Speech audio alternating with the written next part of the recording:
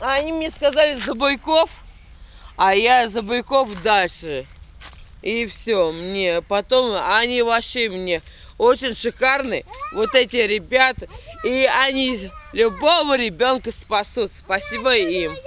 Татьяна еще не совсем осознала, что с ней произошло. Всего час назад она находилась на волоске от смерти. И все потому, что просто проигнорировала предупреждение спасателей и отправилась бороздить просторы реки в состоянии, мягко говоря, нетрезвом. Говорит, хотела освежиться, а далее все как в тумане. Очнулась уже на руках спасателей. Увидели, что начала тонуть, захлебнулась. Сознание потеряла, вытащили на мостике ее, перевернули, откачали. В сознание пришла, да все, передали медикам. Медики осмотрели, нормально все сказали, жить будет. От стресса давление чуть поднялось и все. И вот она вон, на глазах ваших ходит, сейчас нормально. Женщина отделалась легким испугом, и все благодаря быстрым и слаженным действиям спасателей. А ведь в этот день ребята могли на пляже и не дежурить из-за погодных условий.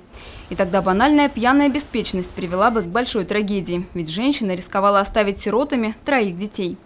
Евгения Денисова, Азамат Галин, Любовь Карпова, телекомпания СТВ.